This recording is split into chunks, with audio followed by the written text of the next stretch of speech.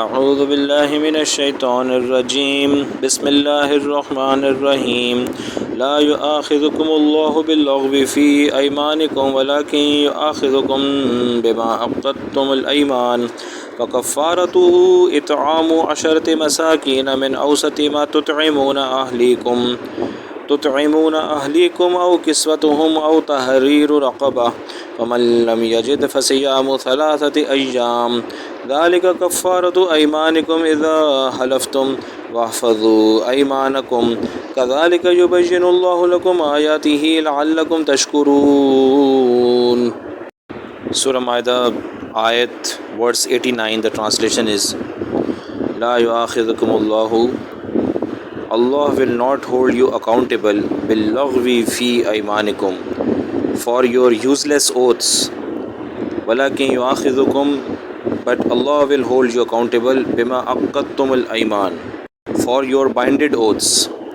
فَكَفَّارَتُهُ, so the expiation for that is إِطْعَامُ 10 مساکین, feeding food to 10 needy people, مِنْ أَوْسَطِ مَا تُطْعِمُونَ أَهْلِيكُمْ, with the average category of food that you feed to your household.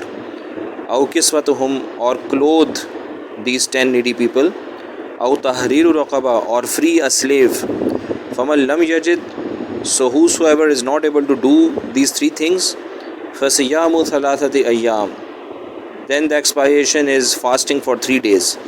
ذَلِكَ كَفَّارَةُ أَيْمَانِكُمْ إِذَا حَلَفْتُمْ, this is the expiation for your oaths when you have taken them. وَاحْفَظُوا أَيْمَانَكُمْ, and safeguard your oaths.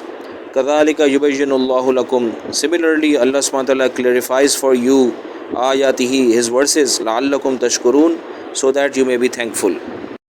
In this verse, Allah SWT is informing us about the expiation or kafara for the oath, or yameen as it is called in Arabic, and in Urdu it is called qasam, for the oath that we make and then we break it.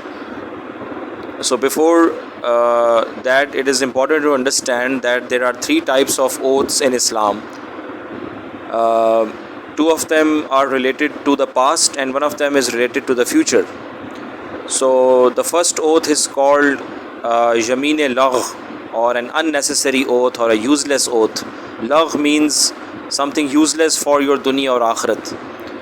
So in that oath, for example, some event occurred in the past. For example, some people visited my house in the past, and I swear right now in the present that I say that, oh, I swear in the name of Allah that Hamid was not present at my party. And in my heart, I'm not really sure whether Hamid was present or not, but I try to bring this certitude in my heart that maybe he was present, so I swear over it that, oh, I swear in the name of Allah that Hamid was present. But actually in my heart, I'm not really sure about it, and it turned out later that Hamid was not present at my party.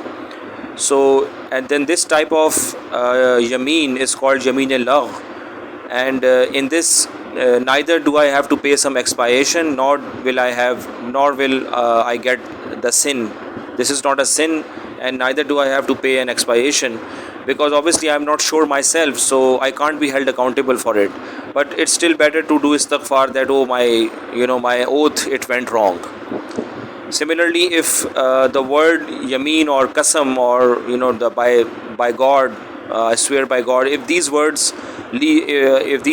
I say these words but without an intention of saying them, it's just in the heat of the moment I said them, but I did not have any intention at all, even this is called Yameen-e-Lagh, that a useless oath, and I will not get any punishment for that, neither do I have to pay some expiation. So that's the first category of an oath, that is called Yameen-e-Lagh. The second category related to the past is called Yameen-e-Ghamus, and Ghamus in Arabic means that something that can destroy you, and that can fetch you a lot of trouble, and that means that you are sure of an event that happened in the past, but still you are swearing falsely. So for example, I am 100% sure that Hamid came to my house 2 weeks before, and I swear that I say that I swear in the name of Allah that Hamid did not come to my house 2 weeks before, although I am 100% sure that Hamid came to my house, and it later turns out that Hamid did come to my house. So in that case, my oath will be broken, and that is called Yameen Ghamus, because this is a huge sin, because I am deliberately lying, and it's not possible for a Mu'min or a Muslim to lie, because that's a very big sin, that's a Gunah Kabira. And we should absolutely never lie about anything in our lives, and here we are swearing over it. So you can imagine the intensity of the sin that we have done.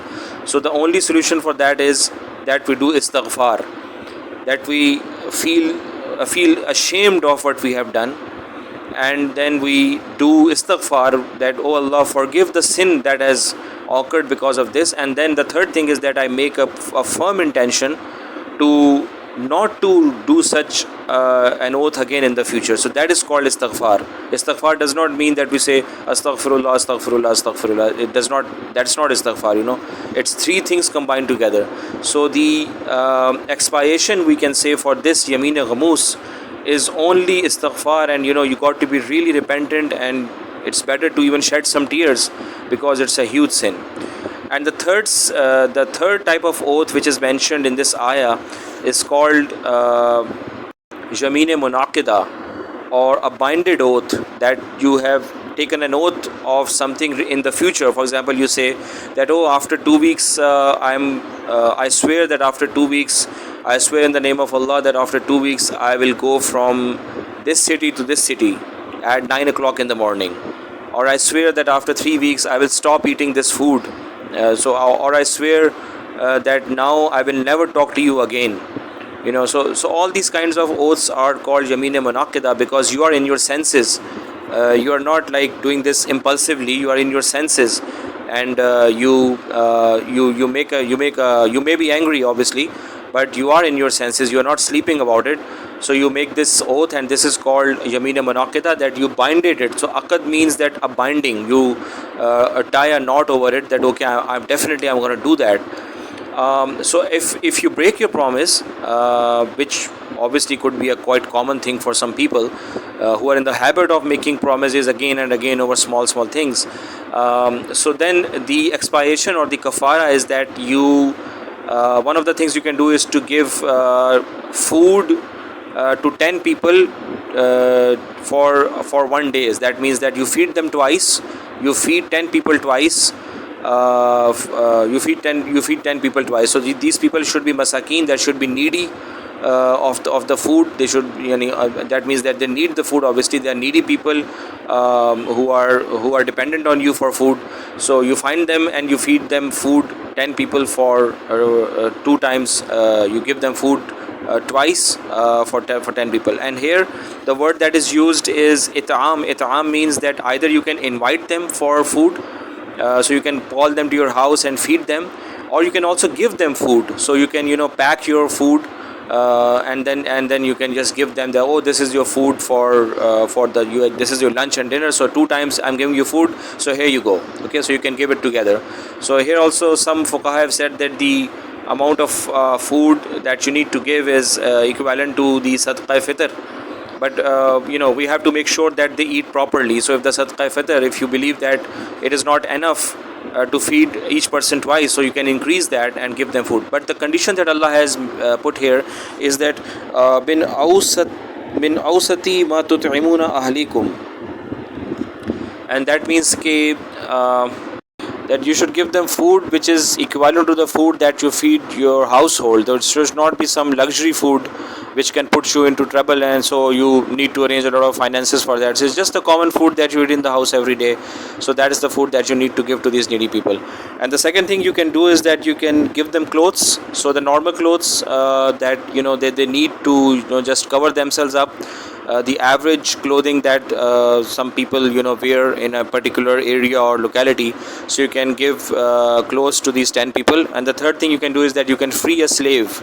So that is tahriru raqaba, that is release the neck, and in Arabic that means that freeing a slave actually.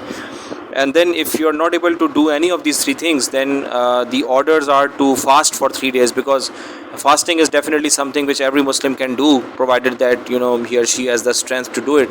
But typically you can do it, so there's no way out of it. You have to give kafara in some way.